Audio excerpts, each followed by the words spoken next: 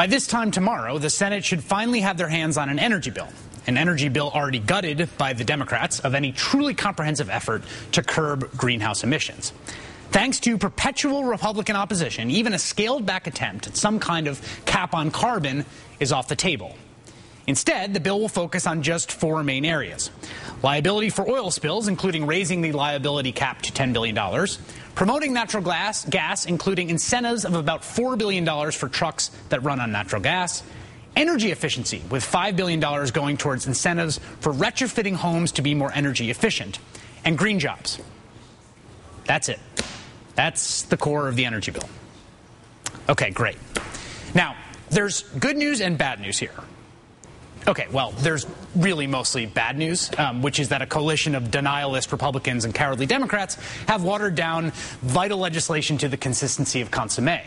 But there is some good news. We want to deliver the hope here, or at least there is the possibility of action, even with the Senate locked in its current straitjacket of dysfunction. The president doesn't even need the Senate in order to do something truly far-reaching about our dependence on fossil fuels. As Christian Parenti reports in the current issue of The Nation magazine, all he actually needs is a pen. Christian Parenti is joining us now. Hey, Christian. Hello, Chris. How you doing? Good. Thanks for having me on. So, explain to me how this works. You call it the Big Green Buy. What is it? Well, the government, state, federal, and local in the United States is about 38% of the U.S. economy. So, the issue in making a transition from fossil fuels to clean technology, at the heart of it is a question of the price of clean technology. Right now, it's a little too expensive. So there's a price gap between this new technology and old, dirty technology. How does this price gap be eliminated?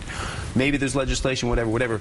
An easier way would be for the federal government to use the power of the purse to transform the way it is already purchasing energy, buildings, vehicles to buy clean technology. The federal government is the largest consumer of energy in the world, has the largest vehicle fleets in the world, it has a huge stock of buildings, and luckily Obama in October of last year signed an executive order that stipulated that government agencies should in fact begin to purchase green power and clean technology and come up with plans for doing this. There have been a lot of previous executive orders of this sort, but this one included actual targets on reducing the carbon footprint of the federal government. So this would be a good thing in and of itself, but what it will do is it will create economies of scale for this new technology, like electric vehicles, for example. Yeah, let's talk about that, because in practical terms, you tell this one story of this company that's making electric trucks, and they talk about having to order parts, 10 at a time.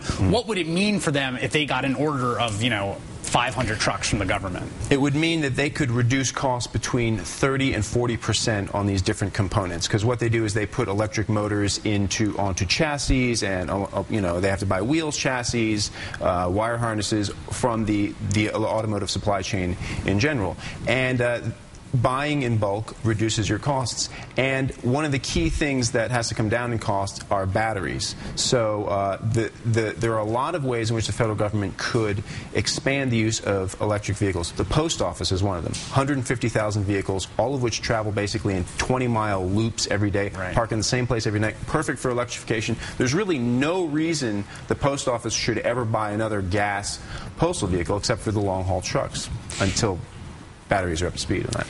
One of the things that's so interesting in the article is you talk about this sort of gap in financing. Everyone wants to talk about innovation, but what ends up happening is that we get innovation, and then what happens after that? That second stage. What is the problem there in terms of financing?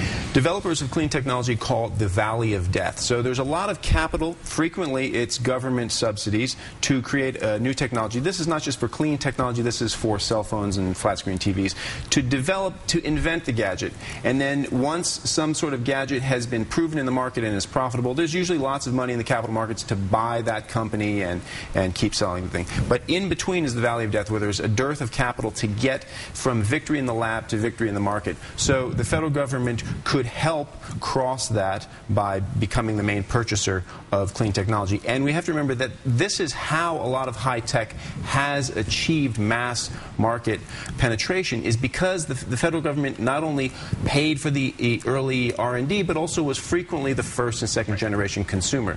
So another thing that could happen would be for the federal government to create a green bank, which would primarily provide loan guarantees to essentially insurance for the frightened private markets to come in and fund companies that are trying to bring new battery technology in case of vehicles, or storage, battery capacity for storing energy, smart grid technology, all that sort of stuff.